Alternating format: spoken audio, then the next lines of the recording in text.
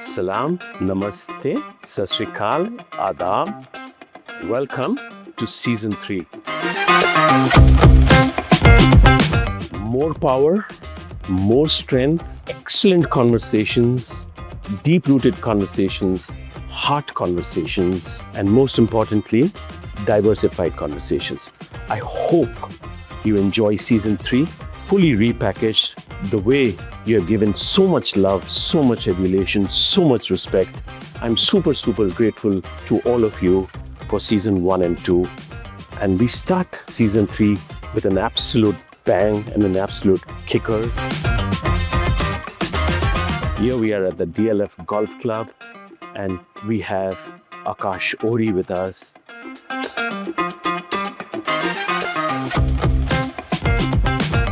He's been phenomenal.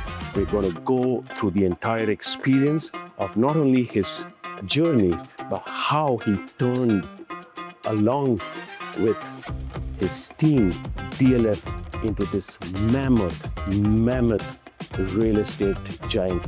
Some people call it a hospitality company. Some people call it an asset management company. Some people call it an experience company. I say DLF is a way of life. I hope you enjoy Season 3 as much as you enjoyed Season 1 and Season 2.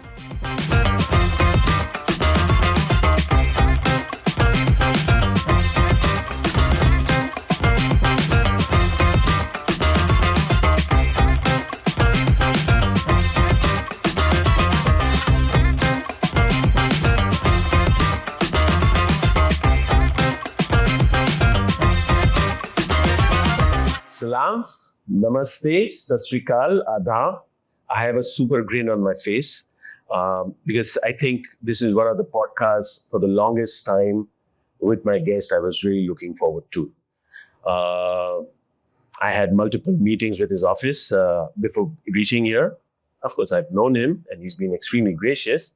But the overall construct of the podcast, when we were kind of discussing it, it kind of really blew my mind how the man thinks and how the kind of company thinks. So here is something which I kind of written it down, but I will kind of read it out.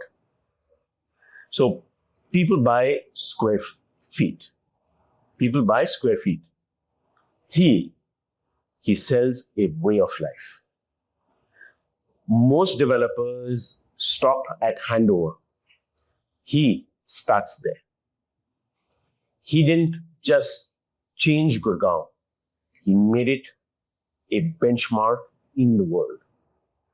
For him, real estate isn't about buildings. It's about trust. It's about time. It's about living in a place that grows more valuable the longer you stay. He turned condos into experiences and experiences into lifetime value, an exponential value, might I add. He is a joint managing director of DLF. He is Aakash Ohri. And today we are not talking property, we are talking permanence, and we're talking about what it takes to create cities and experiences people who never want to leave. I'm a customer of DLF myself. But before I start with Akash, true to talk with Kunal Vasudeva, which I promised you from Season 3, this is something about Akash I wrote yesterday, and I hope you like it. मकान तो सब बनाते हैं, मकान तो सब बनाते हैं, शहर बनाना कला है. मकान तो सब बनाते हैं, शहर बनाना कला है, नाम सब रख लेते हैं, नाम सब रख लेते हैं, पहचान बनाना चमत्कार है. Akash, it's such a pleasure to have you on the show. What I spoke as the last Hindi shairi, does it describe you? Kunal, thank you first for having me on the show. No, you've been very kind. I don't think I deserve all of that. I've been part of the system, but very fortunate to be part of the system. Very fortunate to learn very early in my life. And the most important thing that one picked up both from Chairman Emeritus Mr. K.P. Singh and Mr. Rajiv Singh, was that, look, customers' interest will always prevail. And that were my early learnings. The second most important, I'd say, attribute that DLF has is quality. I think in the pursuit of what we want to do and the quality that we intend bringing in and introducing, the product that we want to bring in, innovation. I think every 10 years, you all know that we've evolved, we have transformed, we have embraced a new way of working. We have the experience of the old, we have the exuberance of the young, and all of that. So I think what has happened is, over the years, I've been very fortunate in this journey to every 4 years have a new assignment, picked up a lot of new things, worked with a lot of people, a lot of experience. But most importantly, I think where my forte has been working with people, to make all models inclusive. I put people first. I feel that organizations are made by people once they take ownership. So whilst I sit here amongst you and I can talk about various things, but I think the credit actually goes to the entire team. An entire team, I don't mean just white collar. I say a lot of this goes to our blue collar. The credit goes to our gardener who takes ownership, comes here dot at 4 o'clock in the morning, year after year, and does his or her job. We can come and talk about golf courses, we can talk about tournaments, we can talk about how pretty it's looking, but the enormous amount of work that goes in, how can you do that if you're not vested in the business, in the project, in the company? So I think one thing which is very critical, and I say this to everybody, is that always value your people. There will always be these bad fish. There will always be people who will scam you, who will run away with your money, who will stab you in the back, who will do a lot of things with you. Okay, and that's life. You can't really do much about it. But there will be also a lot of people who build these platforms that enable you to stand on them and talk big. Okay, never discount that. So there will always be this give and take. There'll always be this good and bad. You have to decide what you want to choose. So if somebody nudges you, trips you, you want to just go down and keep cribbing about it and lose faith in humanity, it's your call. But you get up, you move on. That's been one experience. Be careful next time somebody's trying to do that. Look down, or good luck to people. But carry on, continue to look forward and move forward. It's interesting you say all these things, and I'll back it up with perhaps something which you don't know, which I am privy because I'm your customer as well, is the fact that the entire value chain who I deal with, right? For me to, when I bought a house, everybody wears that DLF badge as a pride, both on the sleeve, in their hearts, and on top of their head as well. And very few companies in India, I would say, contributed to building about 2 super legacy brands in India in terms of experiences. And that aspect, I see it permeating at every level over here. And I think that's your leadership and that's who you are. And I completely resonate. And if I have to sum that up, what you just said, would it be right in saying, Akash, that you lead from the heart with an eye on your numbers and eventually where the business needs to go? Absolutely. Would it be a fair sum up? No, absolutely. I mean, you can't do it otherwise. Yeah. Numbers are very critical. Yeah. Kunal, how your stomach has to be full to say and to dance around, right? So right. So yeah, I want to go back into your childhood. This is where I want to really start with, right? We talk about DLF much later. I believe you have antecedents in Calcutta, something to do with Kanpur, something to do with polo, something to do with golf. I want to know, where did it all start? Were you driven? What was your family like? And let's see where this goes. No, great. Thanks. I was born in Calcutta. Do roots there because both my paternal and maternal grandfathers retired out of Calcutta. They were both very senior government people. And so one was heading coal, one was heading heading State Bank of India. And then, of course, the family stayed back. And I was born there, did a little bit of my school there initially, then moved to Bhopal for a couple of years or maybe a little more. Then moved to Kanpur. It's a lot of my school there. And then came back to Delhi, finished school here. That's been the early part of the journey. And what was that childhood like for you? Well, I've been, when I look back, everybody's got their own experiences. When I grew up, both from my mother's side and father's side, they had siblings, and then of course there were children. So I've had very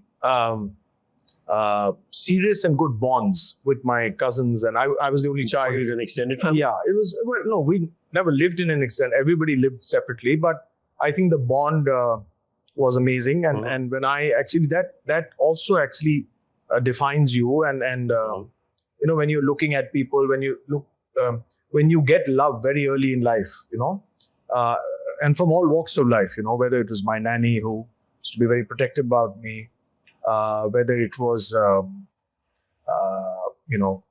the school elementary teachers, whether it was my cousins, whether it was my friends.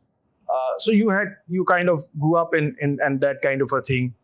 I was the only child, so obviously, there were times that you get kind of lonely. And So was it a privileged household?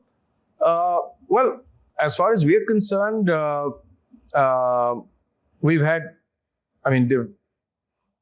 I'd say, I put it the other way, it was a large household. Okay. Yeah. And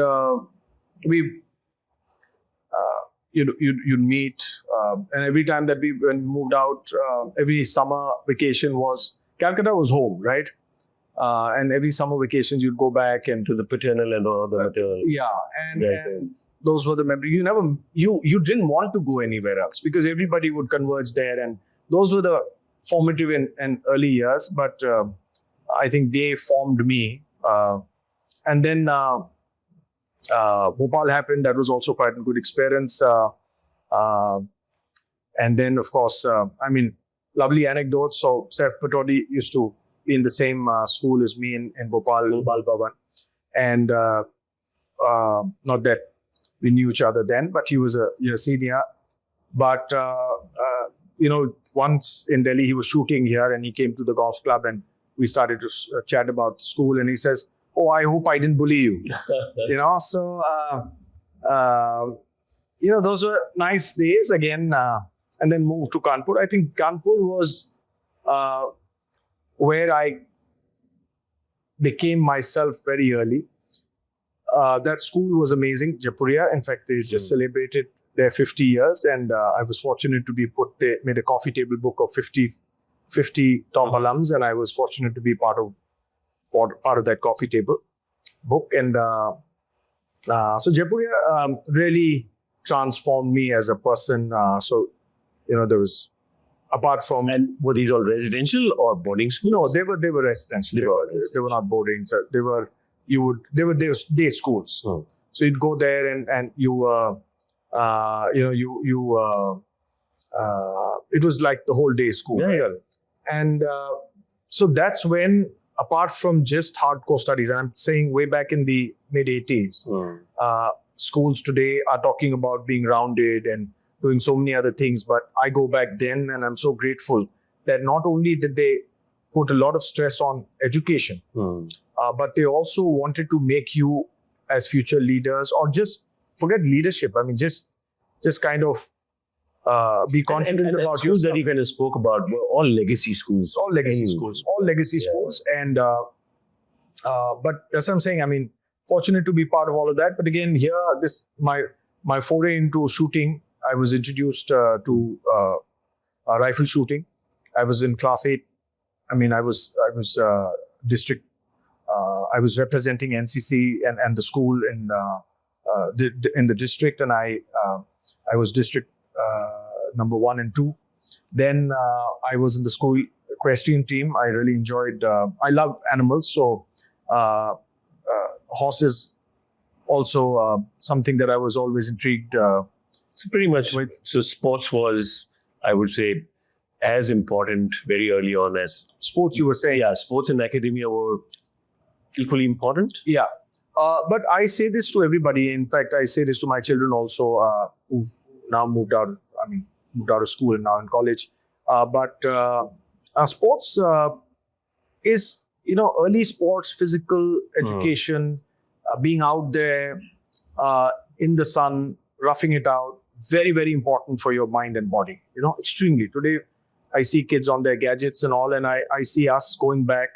And, just yesterday I was saying to somebody right from in Kanpur, you had, I've done everything. I mean, I played cricket. I played, I don't think your audience would even know what this is, but Gulli Danda.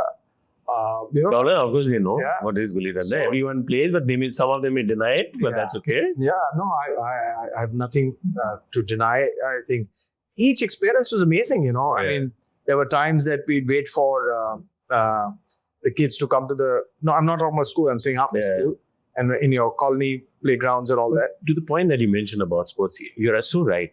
The way I kind of view sports is it teaches you early on to be very competitive and learning to come second, third, fourth, and fifth. Yeah. And then climbing up the ladder and competing. Yeah. And that helps you in life and helps you in your professional life as well. No, so all of that is critical. No, what I was saying, Kunal, is, you'd be surprised, and we've all been through it. But my cousins used to, were part of clubs in Calcutta and all. And I saw them after school, they'd go to play tennis and all. That keeps you in good stead, keeps your body in good stead, your muscles and all. Those are formative years. Yeah. You actually, I recommend this very strongly I see the kids today, and it horrifies me what's going to happen tomorrow. But, those times when we kind of built it was a different world. True. And also elocutions, debates, you would go on these night safaris, you'd go on these camps that you would need to cook for yourselves.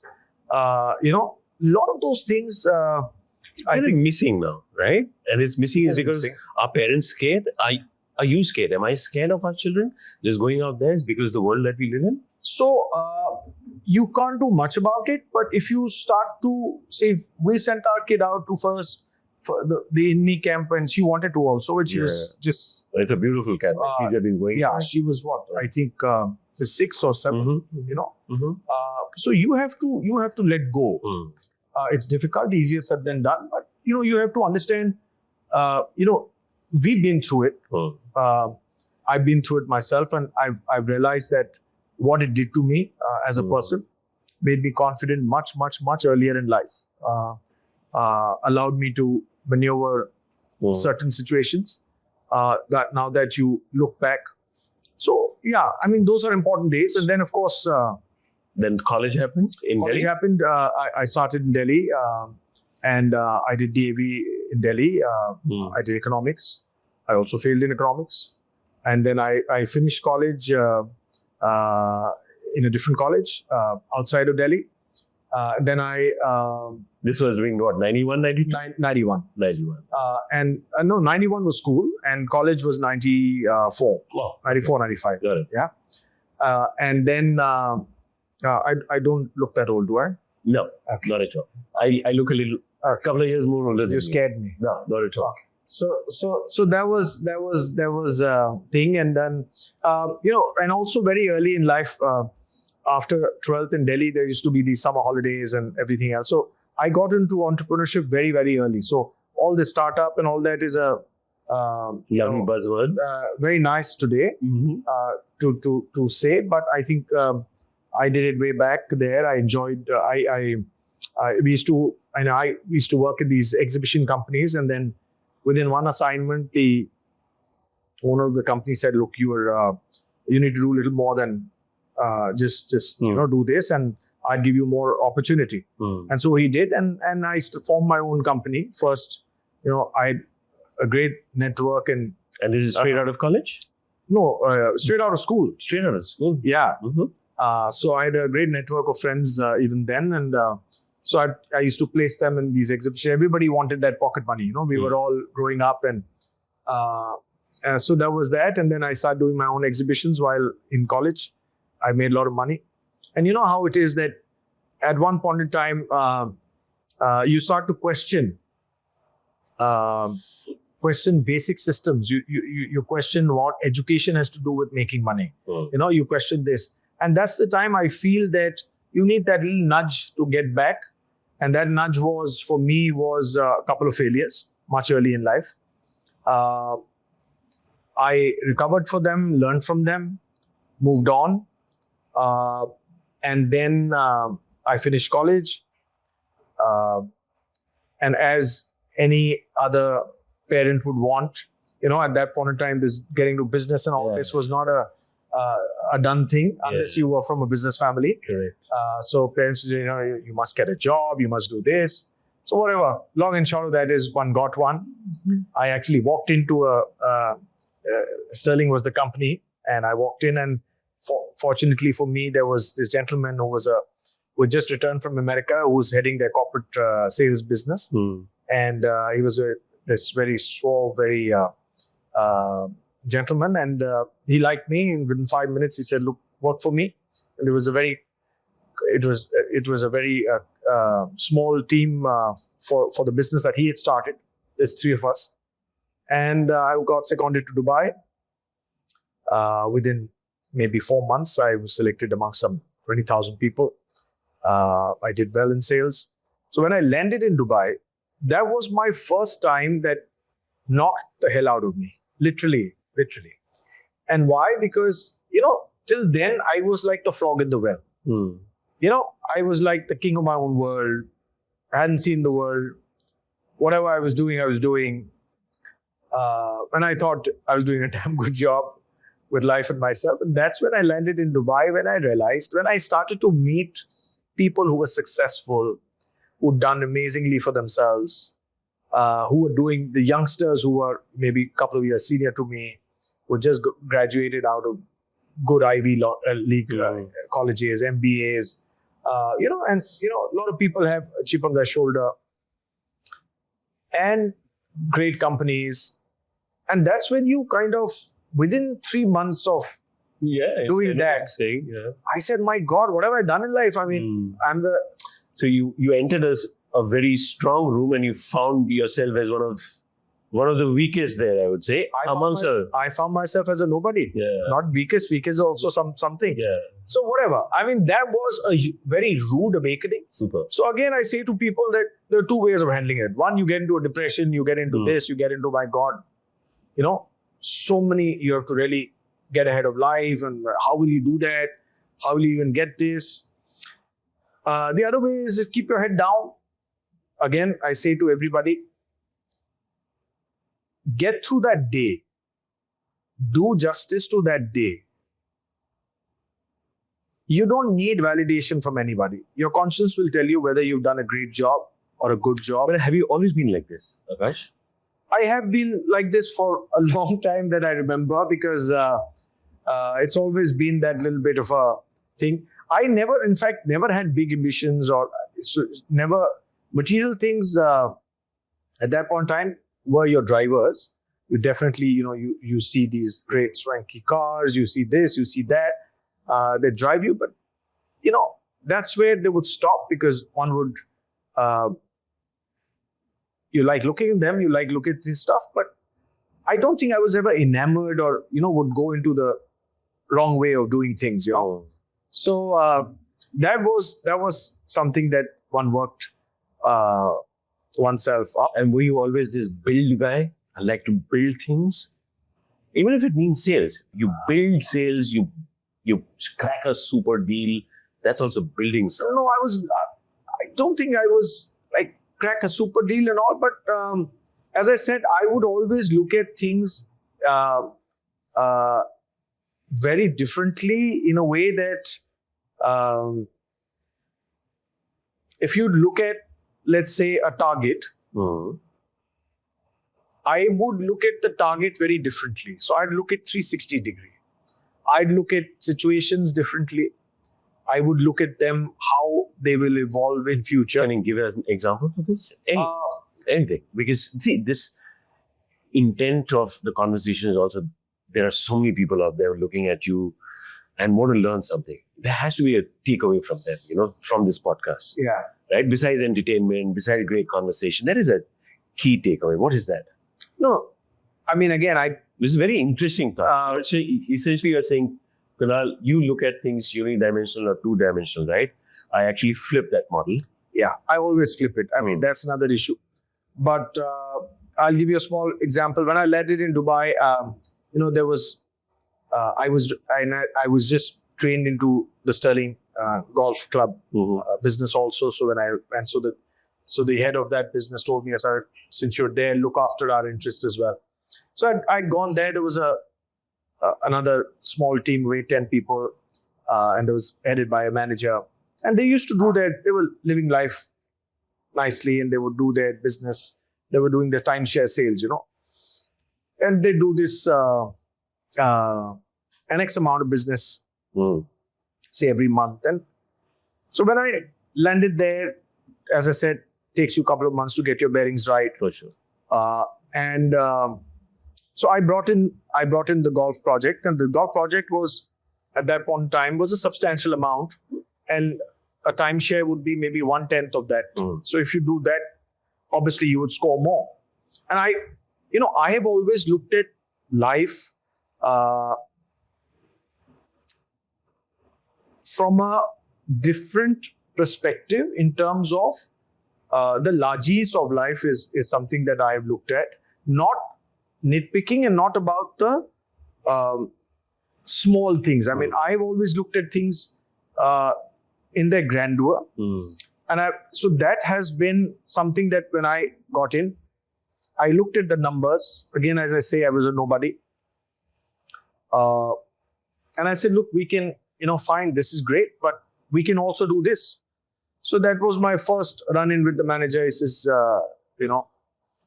cool down. You just kind of got in. And within 15 days, that was my review, and I saw this, and I knew I could do it also, okay? I knew because I knew the subject. And in the 15, 20 days, I'd also met some people who I felt were more golf-oriented or aspirational. And I thought this product would be brought in because none of them had tried it out. This is still product, right? Akash, just say it. So I'm coming to that. Yeah. It's an experience. So basically what I actually saw when I got in, for me, I saw them operating literally in a huddle. Okay. I saw them operating, and I thought it was, again, it was not for me to comment, but I started to feel claustrophobic very early. And I like to go up, do this helicopter kind of a thing, get into micro things as well, but also look at things in a different way. So when this particular thing happened, and I pushed myself into this particular role, and when I started to do this, I started to get in that business. So their business versus this was almost 10 times. That unnerved people there. Got it. And the comment to me was, you know what? We're very happy doing this. You've come and, you've disrupted this. Don't do that. That was in the first quarter. In fact, that was my first quarter feedback. And here I'm thinking that I've taken the revenue. How can you blow it up? And how can you really, look at Scale it up. Scale it up. How do you take? So for me, scale has always been. You asked me, does like you said, made or a deal does that to you? No. For me, scale does it to me. So it's always been a little panoramic kind of a. So the ability to toggle between a higher orbit view, a lower orbit view, and a granular view. Yeah. And this is something which is inherent to you. Has it always been within you? No, I think it must have been somewhere, but I have seen that grow. I have sharpened that. As I said, I was very fortunate to be groomed by Mr. KP Singh, who's a perfectionist himself. That part of the job that I learned was on the job from him, where, as they say, God is in details. You have to get the perfection. You have to. I'm not a perfectionist, okay, but you have to get the that product or the service right, and the continuous improvement. Okay. Yeah. That's the beginning. Yeah. That's the beginning of a lot of things. A lot of people say, okay, you've done this, now what? Now second, now third, now fourth. Because don't and also don't get too ahead of yourself. As we all humans, I ask you, say, can you look beyond this? The vision will start getting blurred, right? There's only some, and that's how life is. You have to plan, but plan it in a nicer way. You must have a target every day. Okay? You must get out of bed with something every day. Yes, you enjoy yourself, you work. Who are your influences? Personal influences, professional influences, we talk about, and there's of course the family here. But personal influences, and let's just talk about a little bit about your wife and your children, and how do they keep you grounded every day? Oh, they keep me grounded every day, every hour. Trust me, that's a great leveler. Okay. So first, let me answer the question of who my influences were. My influences were my grandfather, my maternal grandfather, who I spent a lot of time with. He was a disciplinarian, a wonderful human being, a man with a very large heart, and so was my grandmother, my paternal grandmother. And for what I learned from her and saw her operate, her house was like an open house. People would come, go, enjoy. She'd always be there for people. The true hospitality. Yeah. Immaculately dressed. She would be the quintessential host. So she was a great influence. My aunts, who one particularly, who went through a little tough time in her life. Little is an understatement, but not. Did I ever hear her complain? Never, till her last breath. Amazing. So people teach you a lot if you really want to go through these. Sometimes if you want to really learn from other people's experiences, you can. You don't really need to fall into the ditch to learn. But it's been exciting stuff. You know what they say, right? The life experiences are caught; they're never taught. Yeah. It's just down the line. Absolutely. And I'm a firm believer. See, no matter what you tell people, a lot of people will still not relate to it and not understand and not listen to you.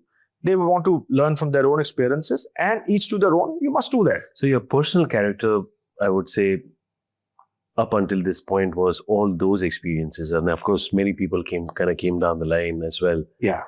And then you met your wife, and then you had children. Let's talk about that. Yeah. So then you talked about them grounding me. So they do. They, for a longest time in my life, till I started to get interviewed and all that, one thing that I was told is that our house is not a hotel. And therefore, it'll be like a house. It'll be a home. It will be messed up. It will be it will have all of that. So, you need to, when you walk from one zone to the other, you need to make that change and not them. So, my girls are both in college now. Beautiful. What are the names? Vanya is the younger one. Prisha is the older one. And what is Prisha and Vanya doing? Prisha is she's doing business and theatre in Tulane. Both my girls have gone the creative route. The creative route has been they've gone on their mother. My wife, who's a content person, she started. There was a startup. She was a founder with. She started her career with Perfect Relations. Seriously? Yeah. Wow. Okay. And so but very into theatre and a lot of other And things. continues to be? Continues to be, yeah. And So you had a lot of music and excellent conversation in the house. yeah, not that kind of music. No, I understand. Yeah. There Not was- music to the ear. Yeah, not music to the ear at all. But they were more into theatre and all that. So she was theatre, Beautiful. and the kids, fortunately, all this again teaches you a lot. The younger one is into fashion, Mm. and she's in Italy, so she's in the right. But did she have that? Did you see that aspect very early on in her? Both of them I saw. Both of them, my older one is I see a lot of myself in her. So she's Beautiful. she likes to manage. She likes to be there for people. Mm. She wants to be in control. Mm. The younger one I saw very early. She would correct, whether what I wear, if it is if the dress code is proper, if the she would color code me way back. I'll just kind of pause you here. So both the girls, if you have reached this far and you're listening, he has a twinkle in his eyes. He loves you crazy. Yeah. So that that was thing. So again, you see them in you, or you see yourself in them also. And again, there's no pressure for them to do what they want to do. There was no pressure. Thankfully, my parents never put any pressure on me. In fact, I remember when I failed in college and I came back home, all my dad said to me was, okay, how are you going to better this? Or what next? What do you want to do? He never got back to ridiculing me, or there was nothing. There was no pressure at all. For me, it was just inbuilt. I mean, I had to do it. And of course, as you know, we all have our peer pressure. My mother was cool about it. I think those were the learnings. Again, I say to people that, as parents also, when we're growing up, we've got such huge responsibilities which we don't, realize. Because our kids learn from us every second. They see how we behave with people. They see how we are with each other. They see everything. So I think so. That's been again a major pillar, and I also would like to give a major credit to my family for where I am today and how I've been able to, because it's not easy. This whole work-life balance that people keep talking about. Where do you get this balance from? You have to literally steal those moments and days to be there. But if you're riding a tiger, there's really, and it's your choice. Nobody's asking you to. And I also think, and let me know, the fact that our family allows us to do this. Exactly. Exactly. And they keep the home stable. Exactly. So that our minds are stable, so that we go out there and we do what we need to do. Absolutely. And without them, there's nothing actually. That's why I said a lot of credit to them, because one side there has to be working, right? What are you working for? For your family, right? True. Your own ambitions. And the harmony in the family shows. Yeah. So you have to work towards a lot of all that. You have to work towards these plans. You have to work. But one thing that one day that really shook me, because I'm a workaholic, and so the older one who was going to college, when she was leaving for America, she had a month to go, and so she tells me, "So what part of Sunday are you home?" I wasn't really proud of myself then, because I felt that, look, I've seen them, I've toiled, I've worked hard. Yeah. But when I look back, like everybody else has regrets. They've grown up very fast. My dogs have grown up very fast. Everything else, how it is. But do I have any regrets? No, because if I hadn't done that, the family wouldn't have been where it is. How would you do what you have to do? I mean, you have your responsibilities as well. Yeah. Financial responsibilities. And let's be honest about it. Yeah, absolutely right. So no matter what. There's nothing good or bad about it. I think to each his own. Yeah. And therefore I say this to everybody, but I wish life was simple, guys. It's not. I mean, you have to toil, slog every single day of your life. Even today, when I say The day I feel that, you know what, I want to put my legs up, relax a little bit, suddenly 10 things will come up, you know. But again, as I say, everybody's got their priorities. You want to work 15 days and enjoy 15 days, God bless you. If you have that opportunity, do it. But don't judge people. Don't comment on people. But this intensity for the last 25, 30 odd years that you're kind of doing, how do you keep that cerebral balance?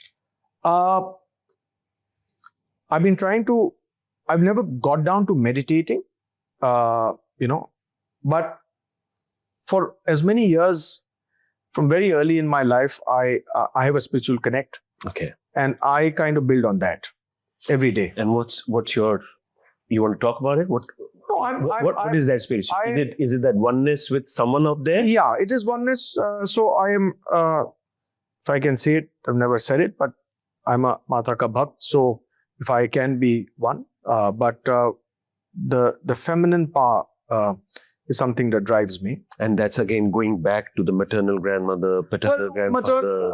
You know, my aunts had big influence. My mother, my wife, my daughters. Yeah. You know, they all are very strong personalities. Yeah. You know, all of them. Beautiful. And for me, I think that drives it. I bow down to let's say Mata Vaishno. Yeah. You know, so for me, that has been my calling. I feel that has brought the whatever sameness that one needs, and that's the. I feel that's the method in my madness. That an old folk saying. Someone asked this old villager, very old guy, saying, "Can you define a man?" Yeah, it's simple. He's saying, "Seriously, is it that simple?" Yeah, it's that simple. So what is it? He's saying, "From women." Not true.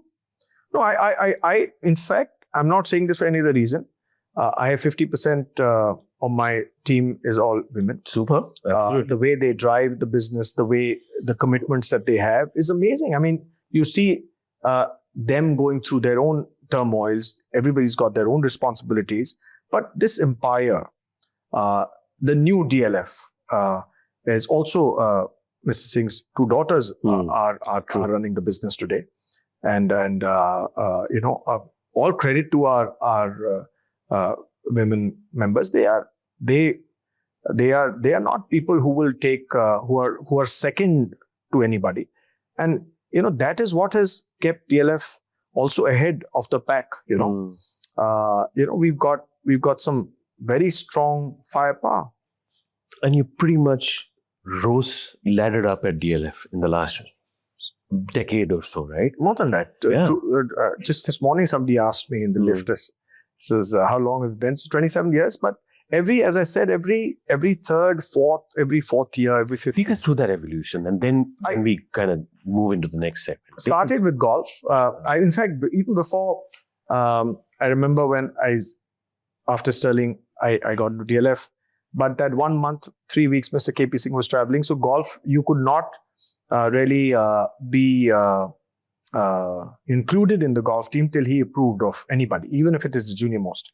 And I'd said it in the podcast earlier, and I'd also in the book that he recently wrote. So I was placed at the Gymkhana Club for that. It was like a thing for 3 weeks, and then the interview happened, and all that during the time of the interview for over the hour that he kept pushing me back, and because he was very uncomfortable with hiring anybody from a failed project. Sterling was then a failed project, the golf project. And I kept giving my own thing, and after 1 hour I said, "Sir, may I ask you a question?" He says, "Yes." I said, "Sir, how can you blame a TT if in a train wreck?" So what do you mean? I said, "Sir, I did my job." So that hit home, and I was hired, history, this. Great fun, a lot of learning, got into golf, enjoyed. As a sport? No, got into golf as a business. As a management. Yeah, management. Yeah. And of course, sport also followed. And you've always loved golf? Well, I started golf when I joined DLF. I started it a little before in Sterling, but that was just maybe very, very brief. I did some thing in Dubai also. I did, but mostly I pursued it in thing in DLF, and golf was phenomenal, it's a great sport. It's a great business sport. It's a great networking sport, So golf operations happened. And then I was the youngest general manager to be nominated or to be given that responsibility. I took that on. Immediately after that, I got into golf development. And was that in Dubai or was that? No, India now. You come back. Everything. Yeah. I was here I'm talking about DLF now. And got into golf development. That was hell of a learning. Making the new golf course. Mm-hmm. Got into infra, fire stations, learned about that, substations, sewage treated plants, roads, tree transplantation was under me, was one of my great legacies that I'm extremely, extremely proud of. And then got into the DLF brand, the marketing, the big, and took over the homes marketing, and then took over super luxury sales way back in 2014, then Gurgaon and rest of India in 17 and 18, and then took over the entire revenue for DLF. But every business, as I said, every time that one learned, so other than finance and construction, probably one has done everything. But every time that one learned, and I say, I say this to everybody, every day is a learning process. Every person teaches you something. Don't block yourself. Don't think you know it all. You know a damn. Okay. Every day somebody will teach you something that you need to know, imbibe, see how you can, bring that into your system and get on with it. As long as you keep doing that. Also, why? Because all types of people, right? All types of people with their experiences, how they narrate life, how they give you that particular advice, and how you want to take that forward. So that's been something that one did. When you kind of look back at that 27 years, right? From an outside-in perspective, and let's say somebody who has not experienced DLF, let's say someone in Bangalore, someone in Bombay, they've heard about it, they know they still say it's a real estate company. I look at it and I say, no, actually it's not a real estate company. It's not even a hospitality company. DLF is a way of life, right? Can you unpeel this for me? What is this way of life? It's the DLF is a daily experience. Oh. Okay, I've said it. The day I took over the sales, I said it to my teams. We don't sell homes. We don't sell per square foot. Yeah. We don't do that. We don't even sell anything. We manage emotions. Okay. We get people together. We build communities. And in doing all of that, obviously the financial connotation to that is sell. And therefore, you have to do something to kind of, make money and plow it back into the system. That is what DLF does. This company was born out of empathy way back in 1946, okay, where the founder then saw people coming from the other side and wanted to house them. He housed them with a trust, payable when able. Oh, beautiful. Now, when you build organizations with that legacy and that thought and that genuineness, do you understand how much goodwill you carry? 8 decades of this company. I spent almost 3 decades in this, of that 8 decades. Constantly reinventing, 8 decades. Constantly reinventing, constantly analyzing, constantly, again, customer first attitude. No matter what we do, it's always, what are you looking at today? How can we get ourselves to do things better than what we did yesterday? What I kind of really like about it, as a consumer, I can tell you, is the fact that outside in perspective is you're laddering up the value. The fact that it's not about the price appreciation. That's a given, right? And India price will appreciate in real estate. DLF does not look at that aspect. DLF manages, as you rightly said, the entire gamut of your financial emotions, family emotion, everything. It just takes away everything else. I was trying to, not trying, let me rephrase that, researching about this. I don't think that this model exists anywhere in the world. See, you have to have, At least I couldn't find. you have to have an intent. Now you look at my boss, who's the chairman of the company, Mr. Ajit Singh. He's a workaholic himself. He works morning to late night. But most of the times that he is doing what he's doing, he's doing this for making sure that the people who have bought his homes are not only comfortable but safe. You know, when the earthquakes happened, we looked out for the best retrofitting companies. We looked at best people in the world to see what better can we do But long after the sale has happened, you take it upon yourself to do up everything else. Yeah. So again, that's what I'm saying. The brand DLF, and it's all in our it's all in our blood now. Brand DLF, what DLF does, and I'm not saying that we are not. People don't complain. I'm not saying this morning there was a mail about somebody talking about something every day, and there is something or the other that you have to. And if they aren't, then there is system. It's only there's a human being and there is a need, and people will always discuss. Yeah, that's okay. But as you said, long after, you're right, because for us, the brand DLF is what needs to prevail more than any other thing, any other financial commitment. So it's not even an experience, Akash. I'm still trying to kind of get at that, you know, fair enough, you buy fantastic condo, fantastic golf course. It's a journey. Yeah, it's a journey. Yeah, it's a journey. And it's a beautiful journey to traverse this journey. And again, I say to you in today's day and age, I say very humbly, very respectfully to everybody, I think if your intent about doing things is clean, mostly, okay, however best you can do it for things and people in today's day and age, if your overall intent is not to scam people, not to do this, not to be then the universe has its ways to work with you. We've seen our downside. We've seen the most terrible times. You know, we've been written off as an elephant that was at one point in time. Yeah, I wonder by whom and how much do they know? Again, that's a different story. Again, that's people. You know, again, please understand what happens, Kunal, in life is that when you're down, you know, people write you off. They write your opportunity. They want you out, not realizing that who you are, what is your depth. Tell me something, Akash. Do you think it's more pronounced here in India? It's everywhere. It's everywhere. But what happens here is that maybe because of some shallowness, you know, or the understanding of people and thing, you have that. But it's not. No, it's prevalent everywhere.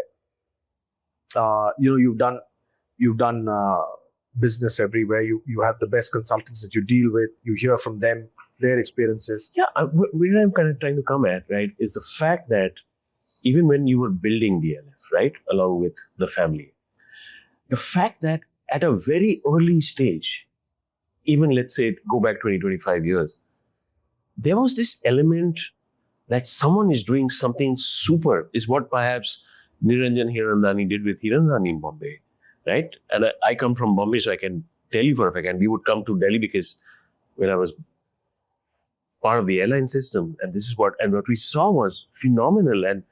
And here it was not, it was like a city which was being built, privately. Yeah. And in the manner, in 25 years, like if you go down to this underpass on a Sunday, obviously you go, I go, I don't know whether you've noticed, I find them constantly upkeeping the road. Yeah. Right? It's like a daily, weekly ritual of ensuring that everything is clean, everything is smooth and stuff like that. Yeah, that's the daily way of life. That's exactly what I'm saying. And so that means it's the way of life sometimes can compromise on margins, and that's fine as long as the financial numbers are great, but that experience cannot be compromised. Yeah. So when you become that great and hanging on to that great, is this what you're talking about? Yeah. Yeah. See, again, I think the great and all that, I think we don't think we are we like to take each day as it comes. We like to plan for the future. Again, we led by a brilliant leader, who's looking at the future for us. We are implementers. We kind of work to a certain plan. But everybody, if most of us don't do our daily job well, the system doesn't move up. It's like this mammoth system. Yeah. Okay, please understand. It's a big company. It's a colossal setup. If Gaurav doesn't do his job every day, if I say the retail guys don't do their job every day, and I'm not even saying at senior management levels. I'm saying at every level. If everybody is doing something to add value to that, the housekeeping staff does something. As you saw, you noticed something on a Sunday. That's the lean time, so operations and all happen around that time. But even when that road was being conceived, True. and executed, this is a marvel by itself. It's one of the most the best privately run and operated roads in the country. You're well traveled, right? You look at the world from a real estate perspective. Let's put it this way. I look at it from a very different perspective. Do you find any comparable like this? As in, with this vision and that empathy led and that obsession of customer centricity? I've met a lot of people. I don't see a very potent mix of all of that you've said. I don't see it in one group and all that. But there are enough. See, one thing that you just talked about, the world versus India just now, I would say if DLF was with this ideology and all, if we were somewhere else, could we have grown maybe exponentially? The answer is yes. Oh, you think so? Yeah. Okay. Because here what happens is, you're doing that one step forward, then you're doing two steps back. The industry itself is looked at it with suspicion. No matter what you're trying to do, therefore you don't want to be clubbed into that particular bracket. Yet perceptions are such, not that people have not actually created those experiences for people to have those perceptions, right? But there are still companies, there are people like DLF who want to do a fantastic job. Now, if you look at this golf course, it is comparable to the best in the world. Now, that's an Indian. I wear my Indian hat today. Yeah. I'm very proud. I say, when I go to the world, I go to Augusta, I go everywhere. Oh, you're from DLF Golf Club. When I was building it, when I was taking this project to the world, it was such a big task. Today, we are known all over the world. So yesterday, incidentally, I had just last night, I was having dinner. There was an international guest of mine, one of the leading hospitality lawyers in the world, does deals for Four Seasons across the world. Flew down from England just to be on my podcast and, with my institution. And when he went to Horizon and he looked across, he says, unbelievable. He's saying, I was here about 20 years ago. I think after 20 years, he's come. He's saying, it's just unbelievable. Yeah. And then he kind of told me, he's saying, I asked him to, because he does these deals, right, across the world. And I asked him, I said, when I started explaining to him, what exactly is this concept? I said, do you know of anything like this? He said, bits and pieces, but not as a city. Yeah. Right? And that's amazing. It's unbelievable. So a lot of work. Again, as I say to you, continuously to be on this, what drives a lot of us is this continuum. Okay. Also to be trying to do things for people. We understand that there'll be no accolades. Okay. Thankfully, that's is understood. We understand that there'll be brief applause, but after that, there'll be more. But it depends on the Akash. As much as you're modest about what you say, right? And I'll tell you, I've written this down, right? The fact that you can buy a home, never worry about resale, never worry about leasing, never worry about quality depreciation, never worry about the global luxury standard, you redefined it. When you take over, you redefined it. And there's a new chapter everyone else is following. Yeah. No doubt about that. We've redefined the way. How did you come up with this concept? So again, luxury living is something that when we brought in hospitality into our business, how many people actually believe we'll be able to pull it off? In fact, it was such a struggle to hire the first general manager of the Oberoi Hotel, who I sat down with and tried to convince him. It took me time to bring him on board. And the reason only you looked at Oberoi is because you don't have to teach him quality of yeah, we needed somebody who was ready-made. Correct. You don't have to teach him customer centricity and quality obsession. And to bring in that kind of I'd say an experience into the homes business. True. I mean, that was a game changer. Way back in 2008, I totally think hospitality is the soul for DLF's top end real estate. No question about it. How did you pivot? The fact that you drove this. I first of all credit to Sudhanshu Bhushan and his team, who actually led this particular journey. I was maybe looking at it from a macro perspective. For me, the task was to better what they were doing. My task was, I even when I work with people, I give them a very long leash to do what they're doing, because one thing that I believe is everybody's got their own inner and core strengths. You have to allow people to do their jobs. Our job as managers is to make sure that you get work done out of people, and you drive people, and you work with them, and you give them direction. You don't do their jobs. Okay? So for me, it was more to the finish or the final points is where I would kind of, give my inputs and work with them. But mostly it was their doing.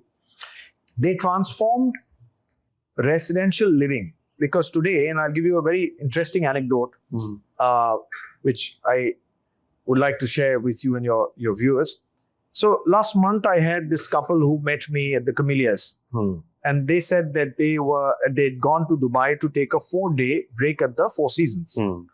And after the second day, they said, let's get back to our own Four Seasons, which is the Camellias, their own home. Couldn't agree with you. Yeah. So that is validation to what you're doing. No advertising. Yeah. Nothing in the world can give me that much joy. The experience of daily living is much, much better than a paid holiday. And therefore, when people talk about Camellias being sold at 190 crores or 100 crore apartments and 150 crores, and please understand, how much money are you ready to pay for your happiness? Please tell me that. Again, you don't put the cart in front of the horse. You can never do that. Okay. A lot of people want to cut corners, get there. Everybody calls themselves luxury today. True. Good luck to them. Yeah, that's okay. Do you understand what that actually means? Every time to stand there, So today, hospitality, professionals in the country. Today, we are the largest recruiters of hospitality professionals across the board, both in the development business and the rent-co business. Today, they add so much value, and the business has gotten better with their experiences and their and work as well. Yeah, to the point that 8 years ago, both me and Dilip, the intent was the fact that India needs a hospitality business school. I think it was the fiefdom of Europe, to a large extent, luxury and hospitality. And about those kind of schools. And I said, no, I think if we can have luxury brands coming out of India for the world, we made some great airlines. We made some great Oberoi's, DLF. At some stage, I was a resident of Hirandani. I could say that in Bombay. It was a great living experience there, right? Then why can't we have, again, education, at least in hospitality and in business, which was made in India for the world? Kunal, the problem is that we're very impatient as a race. Luxury is a process. I said it recently in one of my interviews. A painful process. Okay, it's a thankless process. Yeah. Please understand one thing very clearly, that you need to give it time. Yeah. You need to give anything to evolve, to get it better. You have to continuously work on it. Correct. On a 24/7 story. Give it that much time. Then you monetize it. Right. I'm totally but most people don't do that. And therefore in India, unfortunately, other than the hotel experiences that some of the private resorts and hotels and companies do, products, these guys source from India. They do whatever they have to I think that luxury is quantified more tangibly in terms of how expensive your carpet is or perhaps your chandeliers are. And there are only few brands, fortunately. I'm sure the disruption would come, let's say, through our children when they kind of look at it and this way of life and they create a made for India. No, I have another take on that. You talk about carpet and chandeliers. Mm-hmm.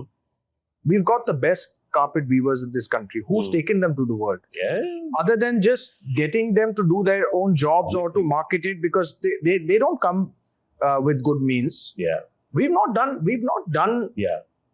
really not taken our wares to the world. Okay, so you allow. Okay, let me put it this way: when I pitch a DLF luxury product at a certain price point, where do I get that conviction from? I get the conviction from the product and the service.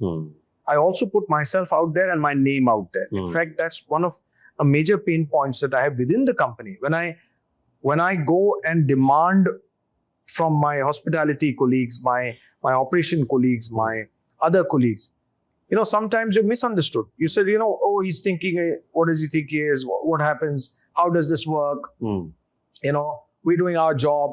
But I keep telling them, I said, we're doing our job for the customer. So if there is a feedback, if there is a complaint, I am going to take that. I am like a postman there, okay? I'm going to take that complaint. I'm going to give it to you guys, whether you like it or not. And I really don't care, because we are there because of our customer. So the same way, I say this to everybody, when I go and pitch and when I try and monetize and try and get the maximum value for every product of ours, I go back with that conviction and belief that I know that the system is backing me. And therefore, whether the system generally backs you, and wherever there are things that need to be pulled up and things, you need to do that as managers. It's not, you are all working for a cause, right? I'm not an owner, but do I take ownership? Do I take it as an entrepreneur? I do. Yeah. Because tomorrow when I come to you to sell a home, it's your hard-earned money. You have some expectations of a DLF product, right? Like you would with any other top brand in the world. True. And when you pay that money for that product, you want it to be better than anything that you have done in the world.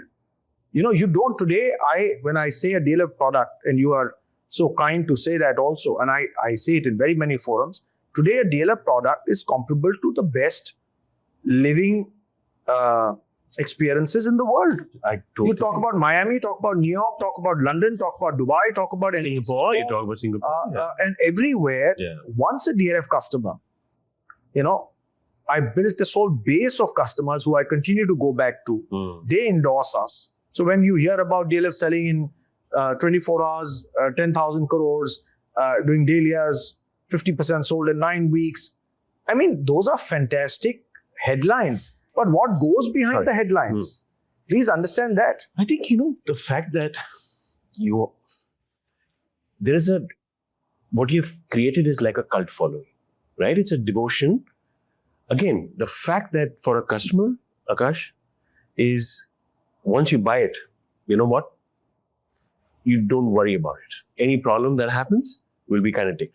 You've taken away that pain, and that's the reason they're customer for life. And that's the reason you had the arbor and you had the dahlias and you have privanas, and it just kind of gets older. And because the fact that living experience of a lifetime, I think that aspirational India wants to see that. Yeah, and wants to partake in that. No, and I said it, in fact, yesterday in one of the forums that India is very aspirational. Okay, the young India is even more aspirational. True. You know what the average young age of India is? About 33 years. What is now driving real estate and what I'm seeing a major trend is these youngsters. Earlier, if I talked about my parents' time, by the time they get around talking about owning homes was about 45 plus, okay? We'd done it maybe earlier, 10 years, a decade earlier. These guys are starting to talk about it when they're 28, 27, 20.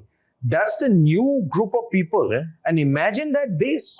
Absolutely. And when they come in, Yeah. don't think they're pushovers. Yeah. They come in with a very clear understanding, two income group, whatever this, that. They come in with a very clear understanding of what they actually want to do. Totally. You cannot influence a Prisha or, let's say in my case, a Chanel. No way at all. Yeah. They have their mind of their own. Yeah. If you have to switch gears, this is what you see. And you've gone it, and now you say, let's look at Mumbai, right? And look at it from that perspective. I come from Bombay. Bombay has a certain life. Bombay has a certain lifestyle. Bombay has certain developers, development. That Bombay consumer who has not seen the DLF way of life and perhaps have seen developer A, B, C's way of life, what is that incremental as? How will he see DLF change? It's like when I come from Bombay and I come here, it's a surreal experience, right? Because the way I'm living here in Gurgaon.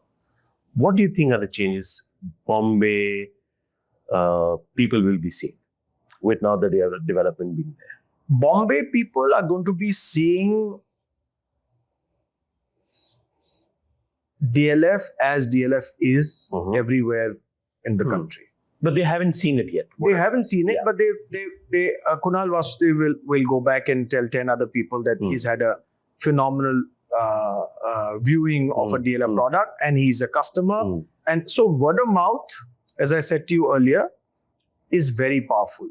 It's a tool that will overrun anything, any financial media spend will go down the tube, but a word of mouth will never go.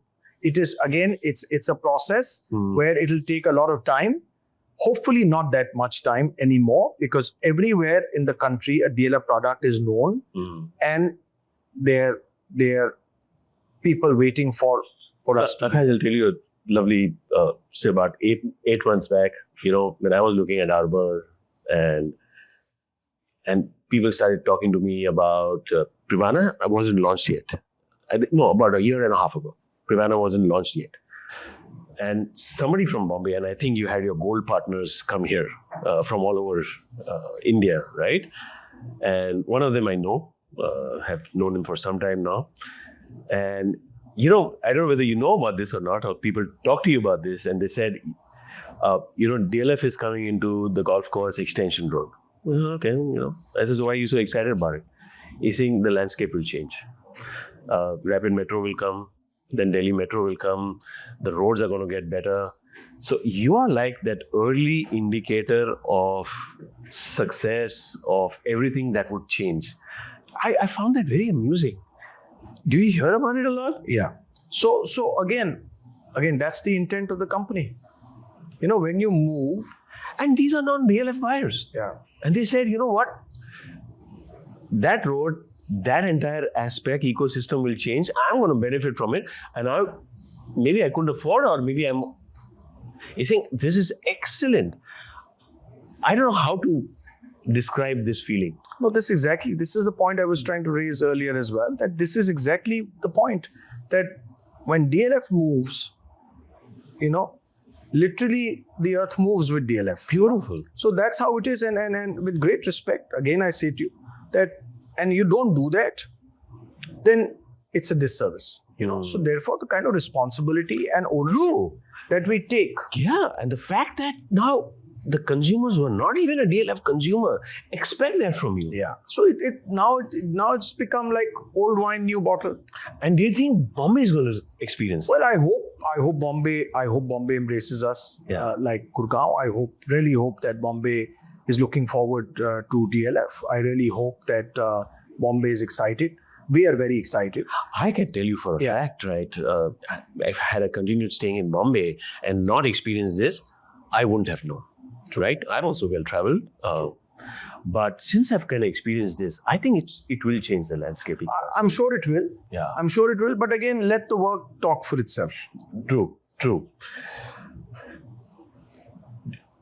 Again, do you think it will change the perception of luxury, ultra luxury, and hospitality in Mumbai? So right now, this particular product is premium plus. It's not ultra luxury. Okay. It is premium plus. It's something that we're bringing in. And your premium plus would be the camellias? Is that what? No. Camellias is super luxury. That's a super. Camellia is super luxury. That's right up. Yeah. there. So the premium plus would be Arbor? Yeah. Luxury will be Crest and thing. So it'll be premium plus. It'll be wearing to luxury. I mean, Okay, it'll I got it. Bombay thing, but But the service would be. it'll be the same system like One Midtown, like Crest. The clubs will be serviced like that. The lobbies will be serviced like that. The system will be similar. So we hope to change the landscape in a better way.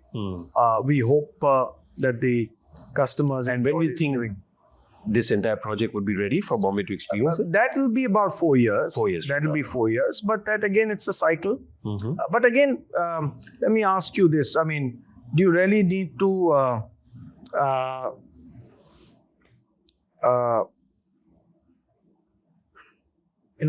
talk to people to buy a Mercedes car? No. You don't, because you know that there is a legacy. There's an ethos. There is the sheer pleasure of technology and thing to drive one, right? It's an aspirational product. DLF is an aspirational product. I think, I'll tell you what he'll do also to Bombay. I think it hasn't seen something like this.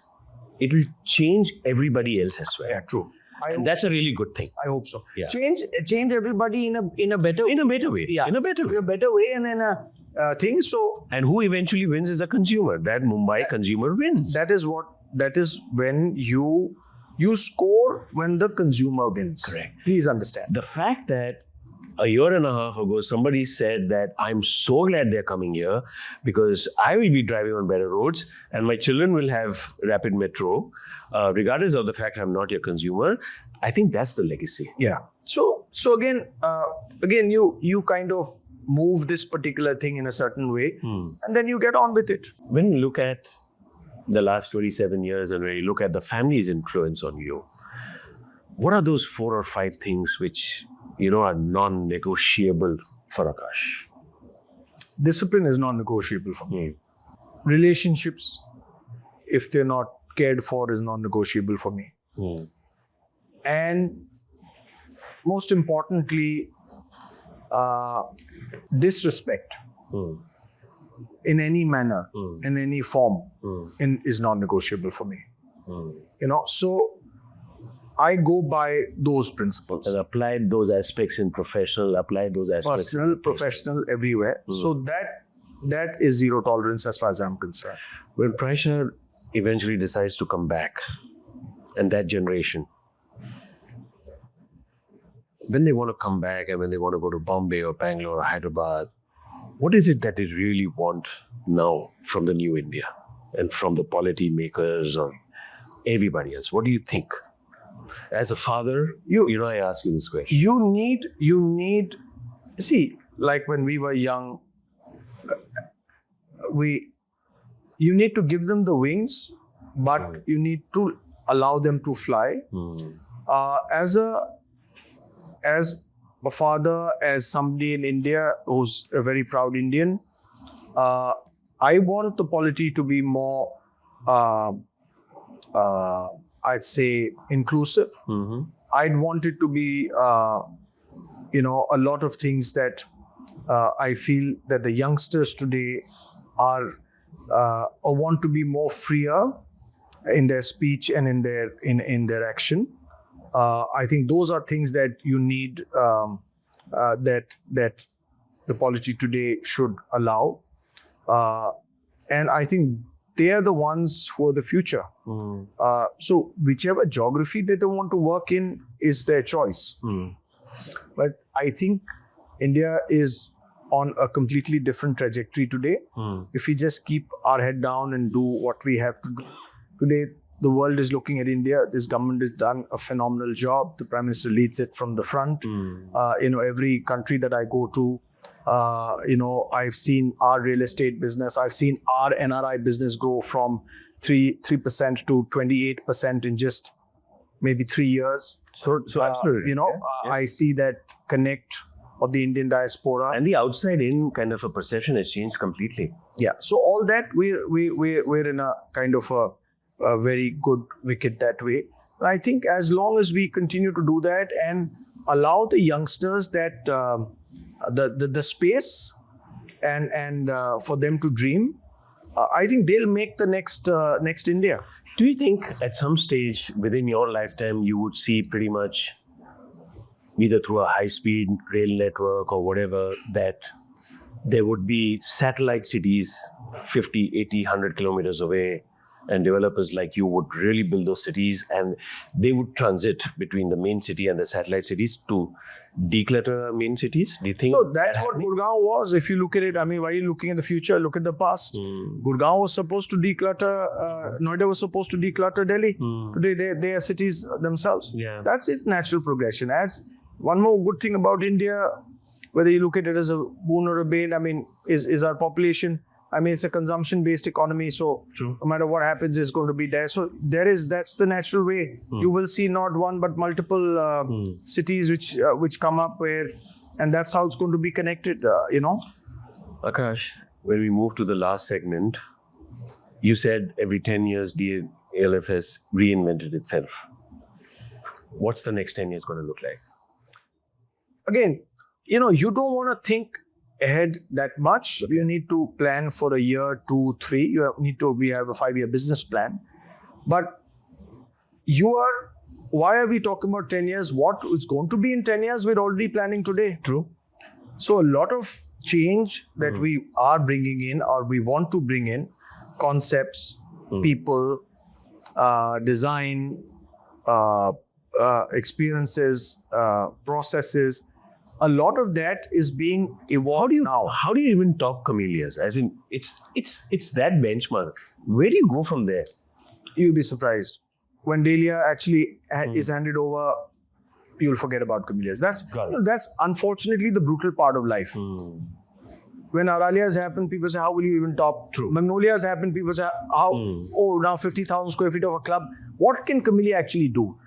One good thing that has happened with camellias is it's broken all stereotypes. It's broken perceptions of people. Now people say we are going to get better. Earlier, when I was doing that transition between magnolias and camellias, it was a huge struggle, huge thing where people exactly every time would say, how would you better this? What new things can happen? How can this be better than that?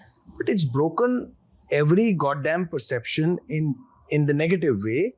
Is broken everything, and people, in fact, if you ask people this, forget me, if you ask them, they say, don't worry, they know their job. They'll do a fantastic job. So, and do you believe the talent that you need, right? The top-notch talent that you need, both hospitality, financial, sales, marketing.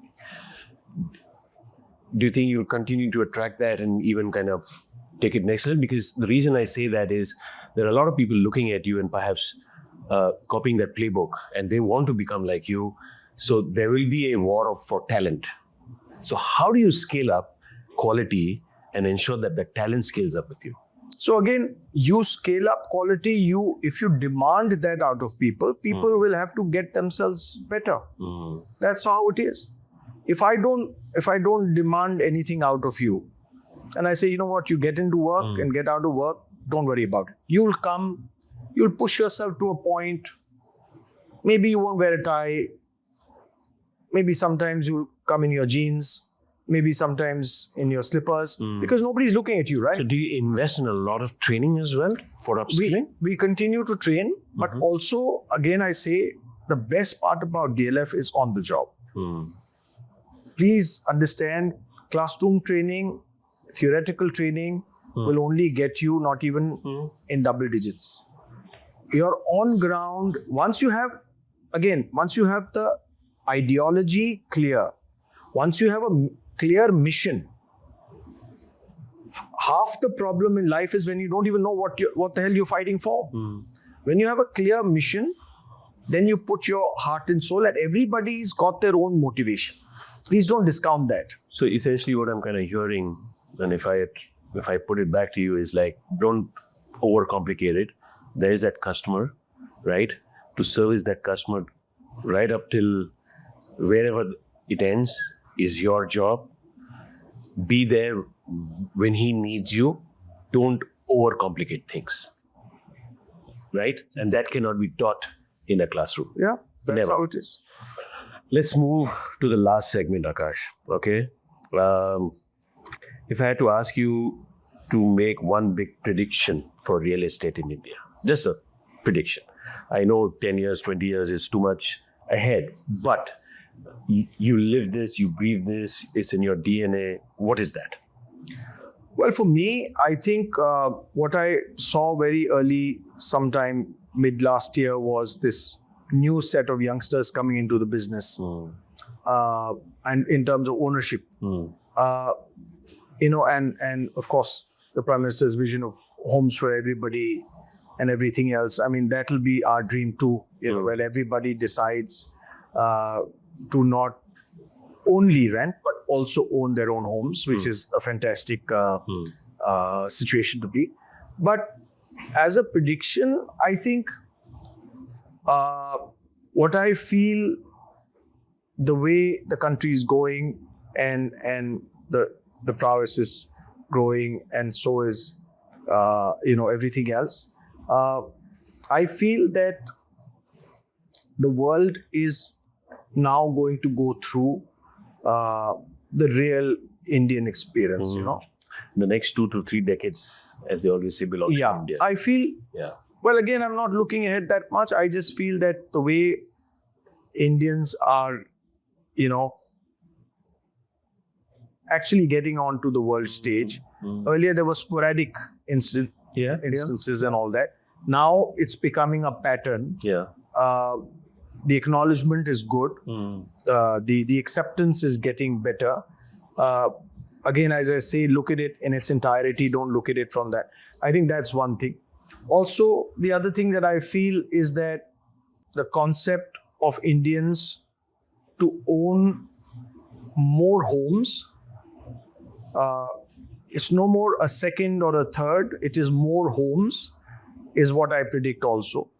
It's not just, there was a time when we were growing up that getting your one home, True. and our parents and our grandparents, maybe it was just that you started one and that was your main factor, and you'd arrived in life and everything else. I think right now, the other prediction I feel is that people are more now not wary of getting more homes and in different geographies. For the experiences that they want. They want those experiences to be, again, they don't want to be in hotels or Those hyper-personalized experiences which they can. They really want to be part. They want all of this as an extension of what they actually love doing in their primary homes. I think from a real estate perspective, that will be my prediction, that you will see, I'm seeing it, you will see that people are going to embrace the concept of spending in homes in different geographies for themselves. I think that is something that I see in the real estate perspective. I completely echo with that.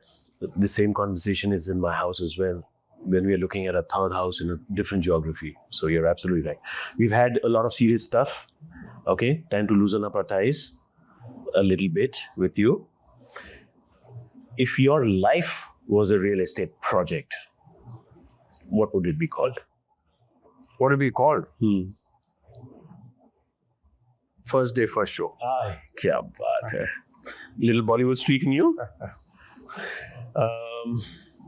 Let's say you wake up tomorrow morning, you're given 30 years ago what Gurgaon was, another zone, another place, right? Unlimited resources, no legacy, no problems, no bureaucracy, no red tapeism, clean slate to build from scratch. How would that city look like? How would that scene look like? How would that city look like? Well, I'll replicate everything that one has done, but with better infrastructure. That would be something that I feel that one would do that, make it more green, make it But again, I say this past 30 years journey has been phenomenal, where the learning has been immense. Very grateful for that. I don't think you would do every time that you've been through certain things, you want to do them better. So maybe that's what you will do. But you've seen mannerisms, you've seen idiosyncrasies, you've seen people's choices, you've seen people. Why would you? At this point in time, we're not building in moon. So at this point in time, but that's what you would like to do. So I'm going to put you on a spotlight. There's nothing to do with DLF, but what's the one thing real estate people are always guilty of in conversations? In conversations? People's conversations? Any conversations. Selling conversations, marketing conversations, trade conversations. Real estate people are perceived as, unfortunately, and maybe for whatever, as maybe crooks that you want to change, and that's what we do every day to be very. That perception is it's a dichotomy. On one hand, these are the set of people who are giving you, and I'm talking about across the board now, cross spectrum. Okay, they are giving you your dream. They're giving you the roof over your head, which gives you stability, which is packed with amazing amount of emotions, which gives you courage, which gives you strength. A home gives you all of this, okay? And on the other hand, the people who do it, whether people have what perceptions they have with this, and therefore this perception is something that one tries to, and therefore as well, thankfully it's not with DLF, but I think overall, since you asked me a generic thing, that is one thing that you really feel that today the industry is doing so much to get out of that particular shadow. Hand on your heart on your sleeve. How come a man like you, Akash, also powerful, rose from the ranks, continues to be as beautiful as you are today? All credit to the Almighty. I would like to take no credit for that. But you work on yourself every day. I work on myself every day. I do that, but there's so much of temptation when everything around you is like, yes, sir, but you are this grounded guy and you're this beautiful man, and immense respect within the organizations, outside there. And trust me, I do a lot of podcasts. I can tell you with certainty and responsibility that it's true. How come you're such a beautiful man? No, grateful for that. I don't know. I mean, that you should beauty in the eyes of the beholder. So I don't think anything that way. I mean, I don't think I've done anything more greater than what a lot of people have done in life. But I just do my job every day. And I'm very grateful to the Almighty to just keep me grounded. And that's what I want to be. And that's how it is.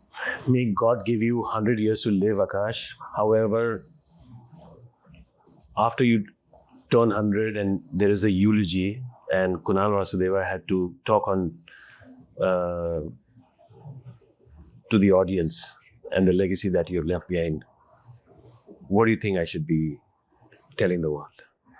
We'll do that when I come to 100, then we'll have a chat again. Then you do that. But I really, really appreciate the candor. I really, really appreciate the conversation, Akash. I think this is a masterclass for everyone on humility, but more importantly, how do you build quality? And it's a painful, everyday job, grit and perseverance stretched over a period of time. And you've done that beautifully. And boys and girls, ladies and gentlemen, I hope the questions that I interacted with or I asked Akash is something you would have asked Akash yourself. But telling you, there's so much of passion. If that passion had to be converted into energy, this room would have lit up twice as much with the lumina intensity that it requires. So I'm really happy. Thank you so much, Akash, for your time.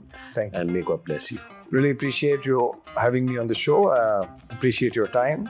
Thank you so much. Pleasure. Thank you.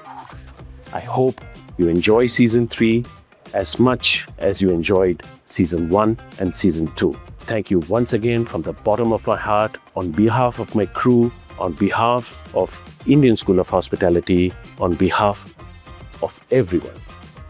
Thank you. Grateful to all of you. Salam, Namaste, Sat Sri Akal,